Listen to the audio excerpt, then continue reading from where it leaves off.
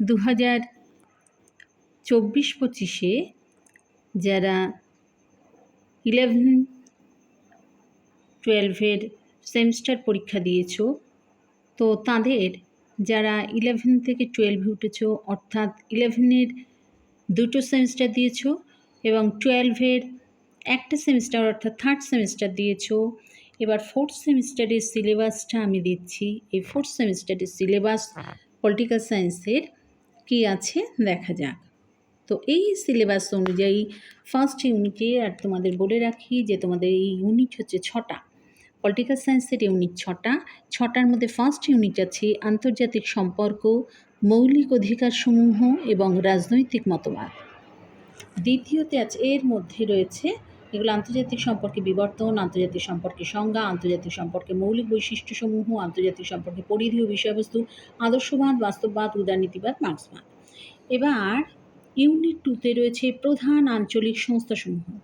সেখানে রয়েছে ইউরোপীয় ইউনিয়ন, দক্ষিণ এশীয় আঞ্চলিক সহযোগিতা সংস্থা বা সার্কের উৎপত্তির সংক্ষিপ্ত ইতিহাস, সার্কের উদ্দেশ্য ও নীতিসমূহ, সার্কের সাংগঠনিক কাঠামো, সার্কের বিভিন্ন শীর্ষ সম্মেলন, সার্কের সাফল্য, সার্কের সমস্যা বা ব্যর্থতা, সার্কের ব্যাপারে ভারতের ভূমিকা, আর দক্ষিণ পূর্ব এশিয়ার জাতিসমূহের অ্যাসোসিয়েশন বা আসিয়ান। এইটা হলো দ্বিতীয় ইউনিট। এবার তৃতীয় ইউনিট হচ্ছে বিশ্বায়ন। বিশ্বায়নের অর্থ, সংজ্ঞা, বিশ্বায়নের প্রকৃতি, বিশ্বায়নের বৈশিষ্ট্যসমূহ, বিশ্বায়নের অর্থনৈতিক ও রাজনৈতিক ও সাংস্কৃতিক ফলাফল, ভারতের বিশ্বায়ন প্রক্রিয়ার সূচনা, আর হচ্ছে ভারত ও বিশ্বায়ন।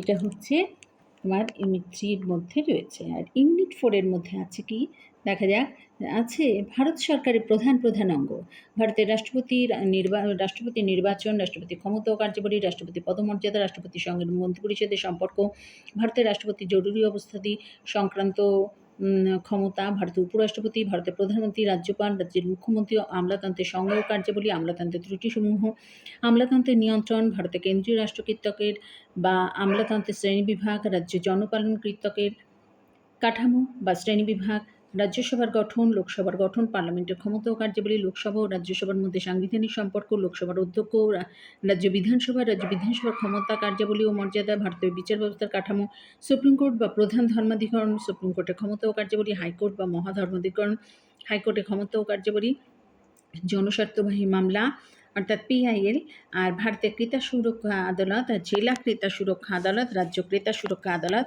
এগুলো হচ্ছে তোমাদের ইউনিট 4-এর মধ্যে আছে, অর্থাৎ ইউনিট 4টা তোমাদের খুব ভালোভাবে পড়তে হবে। আর এই ইউনিট 4 আর রয়েছে ইউনিট 4-এর আর রয়েছে জাতীয় কমিশন আর পশ্চিমবঙ্গের পরিপ্রেক্ষিতে ক্রেতা সুরক্ষা আদালতের মূল্যায়ন। এবার পঞ্চম অধ্যায় রয়েছে সমসাময়িক ভারতের নাগরিক সমাজ আন্দোলন। তার মধ্যে এইগুলো রয়েছে চিপকো আন্দোলন, নাগরিক সমাজের অর্থ, নাগরিক সমাজ আন্দোলনের সংজ্ঞা ও বৈশিষ্ট্য, নাগরিক সমাজ আন্দোলনের গুরুত্ব, সমসাময়িক ভারতের নাগরিক সমাজের আন্দোলন, নর্মদা বাঁচাও আন্দোলন, চিপকো আন্দোলন।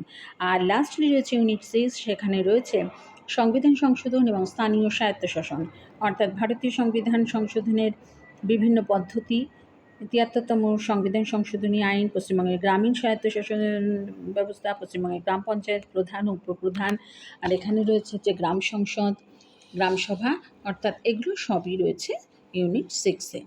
তো এই গেল আমার এই ক্লাস 12-এর 4th সেমিস্টারের সিলেবাস পলিটিক্যাল সায়েন্সে। আচ্ছা, আর এখানে নাম্বার বিভাজন তোমাদের দেওয়া রয়েছে। আচ্ছা, আর যারা, এটা গেল বাংলা মিডিয়ামদের জন্য, আর ইংলিশ মিডিয়ামদের জন্য এই রয়েছে, এখানে দেখো 6টা ইউনিট পরপর রয়েছে, 6টা ইউনিট রয়েছে পলিটিক্যাল সায়েন্সের। আর প্রত্যেকটা ইউনিটের আমি মার্কসগুলো একটু বলে দিই। ফার্স্ট ইউনিটে আছে 8 নম্বর রয়েছে, সেকেন্ড ইউনিটে রয়েছে 6 নাম্বার, থার্ড ইউনিটে রয়েছে 6 নাম্বার, ফোর্থ ইউনিটে রয়েছে 8 নাম্বার, ফিফথ ইউনিটে রয়েছে 6 নাম্বার, আর লাস্টলি 6th ইউনিটে রয়েছে 6 নাম্বার। এই টোটাল 40। আর প্রজেক্ট তোমাদের রয়েছে। তাহলে এই গেল পলিটিক্যাল সায়েন্সের সিলেবাস। এটা হচ্ছে ক্লাস 12-এর পলিটিক্যাল সায়েন্সের এই যে 4th সেমিস্টারের 2025 অনুযায়ী তোমাদের 4th সেমিস্টারের পলিটিক্যাল সায়েন্সের সিলেবাসটা দিলাম আজকে।